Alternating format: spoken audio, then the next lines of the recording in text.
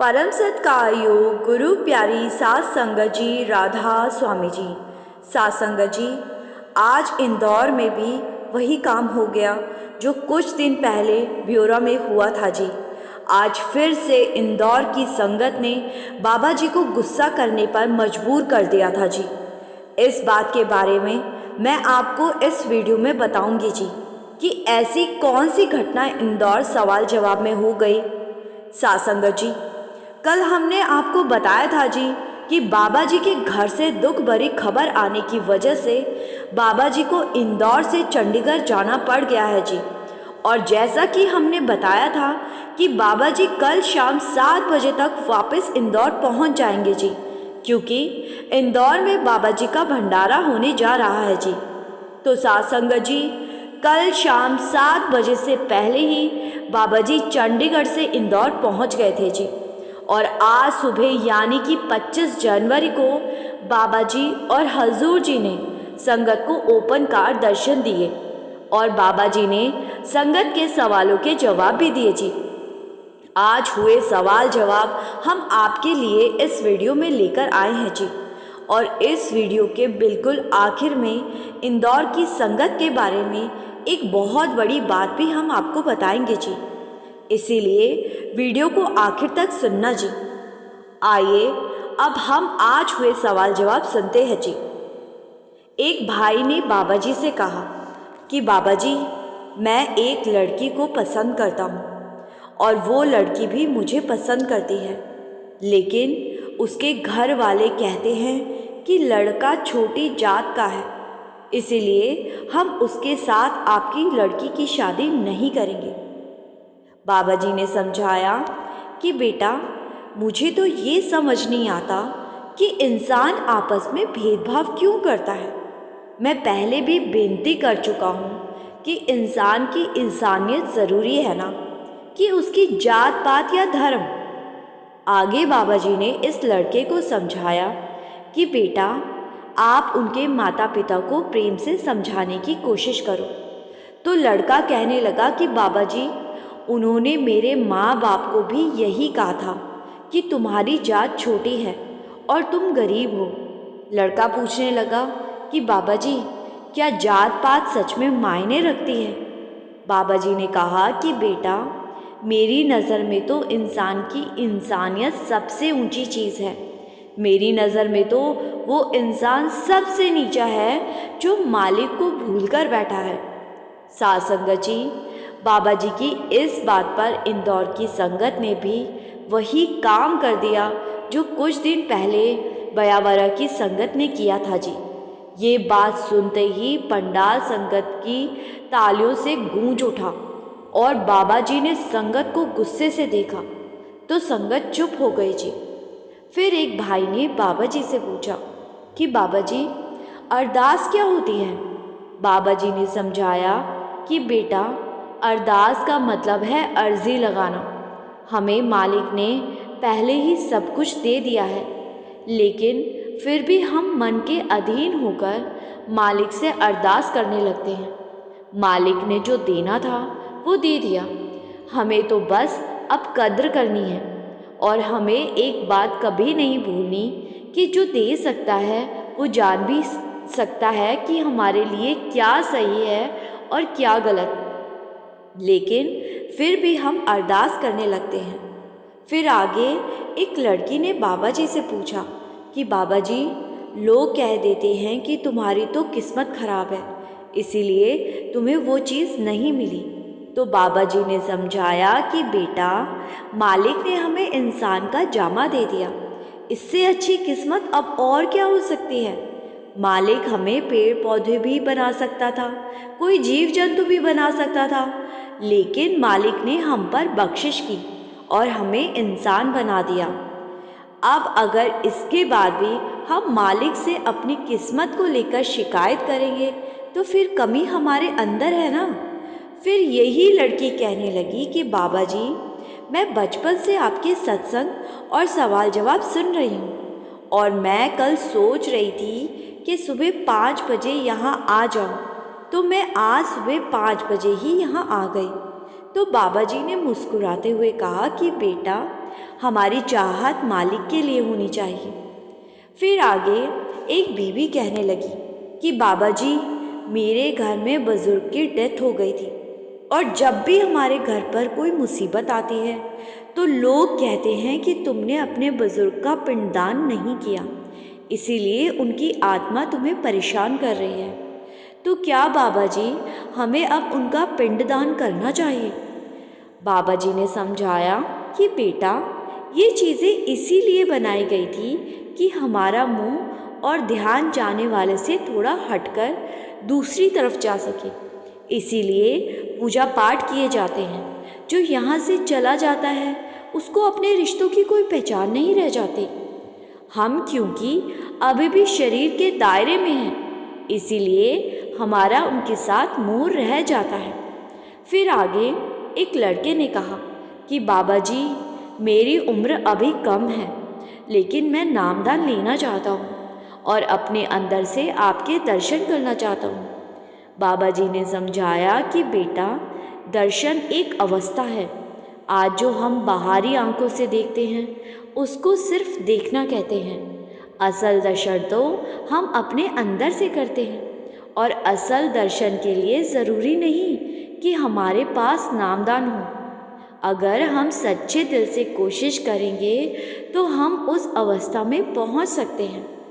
फिर आगे एक भाई बाबा जी से पूछने लगा कि बाबा जी, कभी कभी मेरी पत्नी मुझसे बहुत लड़ती है और अपने मायके वालों के बारे में तो कुछ नहीं सुनती, लेकिन अपने सास ससुर के साथ लड़ाई करती है और ऐसी सिचुएशन बन जाती है कि पति को या तो अपनी माँ को चुनना होता है या फिर अपनी पत्नी को चुनना पड़ जाता है। तो बाबा जी ने ऐसी सिचुएशन में क्या करना चाहिए? बाबा जी ने समझाया कि बेटा, आज मर्द कमज़ोर हो गया है। अगर मर्द सख्त हो और सही फैसले ले सके तो ऐसी सिचुएशन ही ना आए।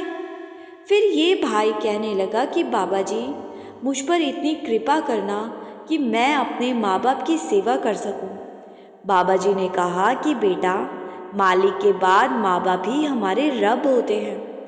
फिर आगे एक लड़के ने कहा कि बाबा जी, मुझ में एक कमी है और मैं छोटी छोटी बातों को दिल पर लगा लेती हूँ। तो बाबा जी ने कहा कि बेटा, इसके लिए तो बहुत बड़ा दिल चाहिए। आगे बाबा जी ने समझाया कि बेटा, मालिक ने हमारी किस्मत बनाई है और हमसे अगर कोई गलती हो जाती है तो हमें उन गलतियों से सीखना है। दिल पर लगाएंगे तो अपनी सेहत खराब करके बैठ जाएंगे। फिर इस लड़की ने बाबा जी को एक शब्द सुनाया, जे दर तेरे ते आ जांदी, असल खजाने पा जांदे। फिर आगे एक भाई ने बाबा जी से कहा कि बाबा जी, कभी कभी हम कुछ ठीक कर रहे होते हैं तो भी लोग हम पर उंगली उठाने लगते हैं। बाबा जी ने समझाया कि बेटा, हमें अपनी तरफ से सही करना है। लोग तो अच्छा भी बोलेंगे और बुरा भी बोलेंगे। अगर हम सही है तो फिर हमें लोगों की परवाह नहीं करनी चाहिए। फिर यही भाई कहने लगा कि बाबा जी, सेवा से क्या होता है? बाबा जी ने समझाया कि बेटा, जब हम भजन सिमरन करते हैं तो ये एक ऐसी सेवा है जिसमें हम मालिक की दी हुई दात का शुक्र करते हैं। और बाहरी सेवा हम इसीलिए करते हैं क्योंकि हमने आज तक बस लिया ही लिया है। बाहरी सेवा करके हम देना सीखते हैं और हमारा मन झुकता है, मन में निम्रता आती है। फिर आगे एक भाई ने कहा कि बाबा जी, जब हम भजन सिमरन करते हैं तो उसके कुछ देर के बाद शरीर टूटने लगता है और नींद आने लगती है। अब तो डबल इंजन की सरकार है, अब तो डबल कृपा होनी चाहिए। बाबा जी ने हंसते हुए कहा कि बेटा, डबल इंजन की सरकार है तो नींद भी डबल आएगी। इस बात पर संगत भी बहुत हंसी थी जी। आगे बाबा जी ने समझाया कि बेटा, जब हम दुनियावी परेशानियों से हटकर भजन सिमरन करने बैठते हैं तो हमारे मन को सुकून मिलने लगता है और हमें नींद आने लगती है। बाबा जी ने आगे कहा कि बेटा, ये भी भजन सिमरन की ही एक अवस्था है और इस अवस्था को पार करके हमें आगे बढ़ना है। फिर आगे एक बीवी ने पूछा कि बाबा जी, क्या माँ बाप की गलती का फल बच्चों को भोगना पड़ता है? तो बाबा जी ने कहा कि बेटा, कोई हमारे कर्म ना ले सकता है और ना ही हम अपने कर्म किसी दूसरे को दे सकते हैं। जो हम करेंगे उसका भुगतान भी हमें ही करना पड़ेगा। फिर आगे एक लड़के ने पूछा कि बाबा जी, जात पात किस लिए बनाई गई है? बाबा जी ने कहा कि बेटा, इंसान ने अपने स्वार्थ के लिए जातें बनाई थी। पुराने समय में काम के आधार पर जातें बनाई गई थी, लेकिन आज इनको धार्मिक शक्ल दे दी गई है। मालिक ने तो इंसान को बनाया था, लेकिन इंसान ने अपने आप को ऊंच नीच में बांट लिया। फिर आगे एक बीबी कहने लगी कि बाबा जी, मेरा बेटा जिंदगी और मौत की लड़ाई लड़ रहा है। तो बाबा जी ने समझाया कि बेटा, आप घबराए नहीं, सब कुछ कर्मों का हिसाब होता है। हमें घबराना नहीं चाहिए और मालिक पर विश्वास रखना चाहिए। मालिक ज़रूर बख्शिश करेगा। फिर आगे एक लड़की ने बाबा जी से कहा कि बाबा जी, मैं पाठी की तैयारी कर रही हूँ, लेकिन मैं राह को सही तरीके से नहीं पकड़ पा रही। आप कुछ कृपा करो। बाबा जी ने हंसते हुए कहा कि बेटा, इसमें मैं तेरी मदद नहीं कर सकता। मुझे तो खुद सत्संग के टाइम पाठी की ज़रूरत पड़ती है, क्योंकि मैं खुद शब्द नहीं बोल पाता। इस बात पर संगत बहुत हंसी थी जी। फिर एक भाई ने इंदौर के सेवादारों के बारे में कुछ ऐसी बात कही कि बाबा जी ने जो समझाया वो हम सब के लिए बड़ी सीख है जी। इस भाई ने कहा कि बाबा जी, इंदौर सेंटर की मैनेजमेंट ने संगत को बहुत परेशान कर रखा है। यहाँ के जो हेड बने हुए हैं उन पर कुर्सी का नशा चढ़ा हुआ है। ये लोग संगत को बाहर निकालकर ताले लगा देते हैं। बाबा जी ने समझाया कि बेटा, जिसको जो जिम्मेदारी दी गई है उसको वो जिम्मेदारी पूरी करनी पड़ती है। इसका मतलब ये नहीं कि वो लोग संगत को परेशान करने के लिए अपनी जिम्मेदारी पूरी करते हैं। आगे बाबा जी ने समझाया कि बेटा, अगर परमार्थ में आकर भी हम परख करने लगेंगे तो फिर क्या फ़ायदा हमारा यहाँ आने का। आज हमें नहीं पता कि सेवादारों की क्या मजबूरी होती है। अगर कोई गलत करेगा तो कल को मालिक के आगे हिसाब भी उसी को देना पड़ेगा। आगे बाबा जी ने कहा कि बेटा, इतनी ज़्यादा संगत है, संगत को संभालने के लिए सेवादारों को नियम बनाने पड़ते हैं। वो नियम संगत को सताने के लिए नहीं बनाए जाते। साध संगत जी, बाबा जी का कहने का मतलब है जी कि सेवादारों पर हमें उंगली नहीं उठानी चाहिए और ना ही परख करनी चाहिए कि कौन अच्छा है और कौन बुरा। हमें अपनी तरफ से सही करना है। फिर एक भाई ने बाबा जी से पूछा कि जब संत महात्मा अपने जीवों पर बख्शिश करते हैं तभी जीव का भजन सिमरन बन पाता है, और अगर संत बख्शिश ना करे तो सिमरन नहीं बन सकता। तो बाबा जी ने इस भाई को समझाया कि बेटा, मालिक ने नामदान देकर पहले ही हमारे ऊपर बख्शिश कर दी है। अब हमारी बारी है उस चीज़ की कद्र करने की। हम सोचकर बैठ जाते हैं कि बार बार मांगने से ही मिलेगा। जब तक हम उस चीज़ की कद्र नहीं करेंगे और लफ्ज़ों में मांगते रहेंगे तो मालिक कैसे बख्शिश करेगा। आगे बाबा जी ने समझाया कि बेटा, जब तक हम करनी में जाहिर नहीं करेंगे, कोशिश नहीं करेंगे, तब तक हमें मालिक की खुशी कैसे हासिल होगी। इसीलिए बेटा, आप मांगने की बजाय करनी पर जोर डालोगे तो मालिक ज़रूर बख्शिश करेगा। फिर आगे एक बीवी बाबा जी से कहने लगी कि बाबा जी, सब कहते हैं कि संत हमारे कर्म काट सकते हैं। बाबा जी ने समझाया कि बेटा, मालिक ने जब इस सृष्टि की रचना की थी तो मालिक ने एक कानून बनाया था, जैसी करनी वैसी भरनी। उस कानून को कोई बदल नहीं सकता। ना कोई संत हमारे कर्म ले सकता है और ना हम किसी दूसरे के कर्म अपने ऊपर ले सकते हैं। हाँ, ये बात ठीक है कि जब हम मालिक के भाने में रहते हैं तो मालिक सूली का शूल बना देता है।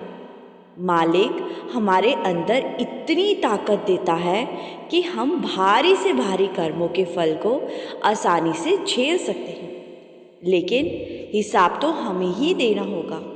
कोई संत या बाबा आपके हिस्से का हिसाब नहीं दे सकता। साथ संगत जी, ये सवाल जवाब आज बाबा जी ने इंदौर की संगत के साथ किए थे जी।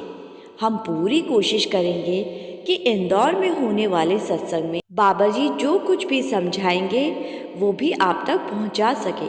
साथ संगत जी, अभी आप वीडियो में बने रहिए जी।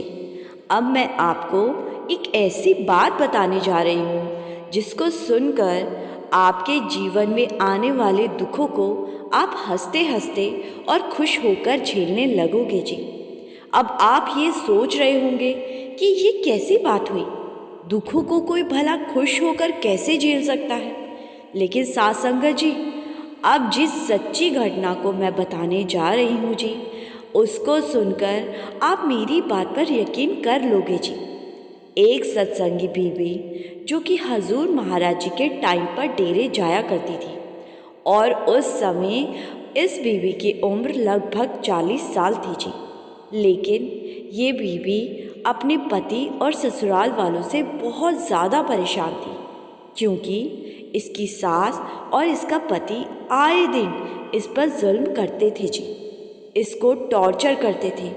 इसका पति इसको मारा पीटा करता था, जिस वजह से इसकी ज़िंदगी नर्क बनी हुई थी जी। एक दिन रोते रोते ये बीवी डेरे पहुंच गई और हजूर जी के पास पहुंचकर बहुत रोने लगी और अपने दुख दर्द सुनाने लगी। बीवी ने सब कुछ हजूर जी को बताया कि उसका पति उसको हर रोज़ मारता है और उसकी सास भी उसके पति के साथ ही देती है। ससुराल वालों की वजह से मेरी ज़िंदगी नर्क बन गई है। आगे बीवी हजूर जी से कहने लगी कि इससे तो अच्छा है आप मुझे यहाँ से ले जाओ। हजूर जी ने इस बीवी की पूरी बात सुनी और कहा कि वो तुझे मारते हैं तो क्या वो तुझे खाने को रोटी देते हैं? तो बीवी ने कहा, हाँ महाराज जी, रोटी तो दे देते हैं। तो हजूर जी ने कहा कि फिर तो तुझे खुश होना चाहिए और मालिक का शुक्र करना चाहिए, क्योंकि वो तुझे रोटी देते हैं। हजूर जी की इस बात को सुनकर बीवी ने हैरानी के साथ पूछा कि महाराज जी, ये आप कैसी बात कर रहे हैं? आपके कहने का मतलब है कि रोटी के लिए मैं उनकी मार खाती रहूं? हजूर जी ने जवाब दिया कि बीवी, शुक्र कर उस मालिक का कि वो तुझे रोटी दे रहे हैं। पिछले जन्म में जब तू उन्हें मारती थी, उन पर अत्याचार करती थी, तू तो उनको रोटी भी नहीं देती थी। मालिक की कृपा से तेरे कर्मों का भुगतान बहुत थोड़े में ही हो रहा है। तुझे तो खुश होना चाहिए और मालिक का शुक्र करना चाहिए, जो मालिक ने तेरे कर्मों का दुगना तिगुना करे बिना ही तुझे लुटा दिया।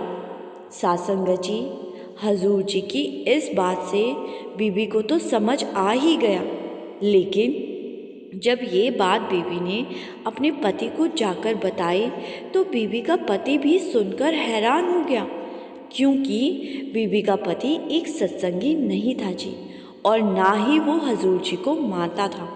लेकिन जब बीवी ने घर जाकर अपने पति से माफ़ी मांगी और सारी बात बताई तो बीवी के पति के मन में हजूर जी के लिए आस्था जाग गई जी और उसने भी सत्संग पर जाना शुरू कर दिया। पहले ये भाई शराब पीता था, अपनी पत्नी को मारता था, लेकिन हजूर जी ने कुछ इस अंदाज से सब कुछ किया कि बीवी ने अपने कर्मों को खुशी खुशी सह लिया और बीवी का पति भी बीवी के साथ हजूर जी के सत्संग में जाने लगा और एक सत्संगी बन गया जी और उसने सब बुरे काम छोड़ दिए जी और आगे चलकर बीवी के पति ने हजूर जी से नामदान भी ले लिया जी। साथ संगत जी, इसीलिए मैंने कहा था कि इस वाक्यों को सुनकर आप अपने ऊपर आने वाले दुखों को भी खुशी खुशी सहना सीख जाओगे। आज हमारे ऊपर थोड़ी सी मुसीबत या दुख आ जाए तो हमारे पास शिकायतों का भंडार होता है जी। हम ये क्यों भूल जाते हैं कि आज जो दुख हमें झेलने पड़ रहे हैं वो हमारे पुराने किसी कर्म का निपटारा करवाने के लिए हमें मिले हैं जी। हमें तो मालिक का शुक्र करना चाहिए जो मालिक ने छोटे मोटे दुख देकर हमारे किसी भारी कर्म का निपटारा इतनी आसानी से करवा दिया जी। सासंगत जी, जैसे बैंक वालों को साल आखिरी में डेबिट क्रेडिट बराबर करना ही पड़ता है, वैसे ही मालिक जब तक हमारे लेन देन को बराबर नहीं कर देता तब तक हम मालिक के घर नहीं जा पाएंगे जी। आज जब किसी की डेथ होती है तो हम तो कह देते हैं कि वो मालिक के घर चला गया, लेकिन मालिक सिर्फ उन्हीं रूहों को अपने घर में आसरा देता है जिनका सांसारिक लेन देन पूरा हो चुका होता है जी। और जब तक सांसारिक लेन देन पूरा नहीं होगा तब तक हमें बार बार संसार में आना पड़ेगा जी। हाँ, लेकिन अगर हम बाबा जी के बहाने में रहकर भजन सिमरन करने लगेंगे तो मालिक हम पर इतनी दया ज़रूर कर देगा जिससे कि हमारे इस जन्म और पिछले सभी जन्मों का हिसाब किताब इसी जुनी में पूरा हो जाए जी, और उसके बाद हम मालिक में मिल जाएंगे जी। आज हम देखते हैं कि जो बहुत भजन सिमरन करने वाली रूहें होती हैं, कभी कभी जीवन के आखिरी पड़ाव में उन्हें कष्ट सहने पड़ जाते हैं। वो इसीलिए होता है जी क्योंकि अब इस जीवन के बाद उन्होंने दोबारा कभी इस संसार में नहीं आना होता जी। इसीलिए मालिक आखिरी के दिनों में उनके बचे हुए कर्मों का निपटारा करवा रहे होते हैं जी।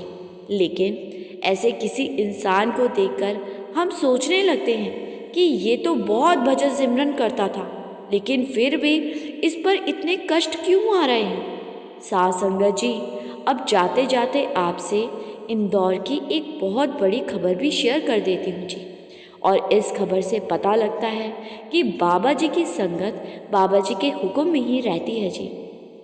हमने आपको बताया था कि 20 जनवरी से हजूर जी ही नामदान दिया करेंगे, और जिन्होंने बाबा जी से नामदान लेना है जी उन्हें डेरे जाकर ही अप्लाई करना होगा जी, क्योंकि डेरे में बाबा जी ही नामदान दिया करेंगे जी।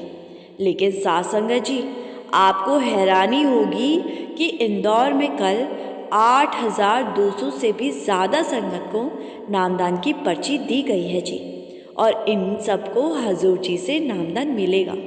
इंदौर के इन 8,200 लोगों ने तो बाबा जी से नामदान लेने की ज़िद नहीं की। साध संगत जी, ये बात बताने का मेरा उद्देश्य सिर्फ इतना ही है कि वो संगत समझ सके जो कहती है कि हमें तो सिर्फ बाबा जी से ही नामदान चाहिए। साध संगत जी, बाबा जी और हजूर जी में सिर्फ उतना ही फ़र्क है जितना हमें अपने बाहरी आंखों से देखने पर दिखाई देता है जी। अंदरूनी आंखों से देखेंगे तो बाबा जी और हजूर जी एक ही हैं जी। नामदान चाहे बाबा जी से मिला हो या हजूर जी से, नाम का फ़ायदा तो हमें तभी होगा जब हम मालिक के बहाने में रहकर भजन सिमरन करेंगे जी। नामदान चाहे बाबा जी से लिया हो या हजूर जी से, अगर भजन सिमरन ही ना किया तो गुरु हमारी कोई मदद नहीं करेंगे जी। साध संगत जी, इसी के साथ मैं आपसे विदा लेती हूँ जी। इंदौर में जितनी संगत को पर्ची मिली है हम उन सबको बधाई देते हैं जी। मेरी संगत से बेनती है कि वीडियो को शेयर करने की सेवा ज़रूर करें और कमेंट में राधा स्वामी लिखकर संगत के अपने इस चैनल को सब्सक्राइब कर इस चैनल का एक हिस्सा ज़रूर बनिएगा। गुरु प्यारी साध संगत जी, राधा स्वामी जी।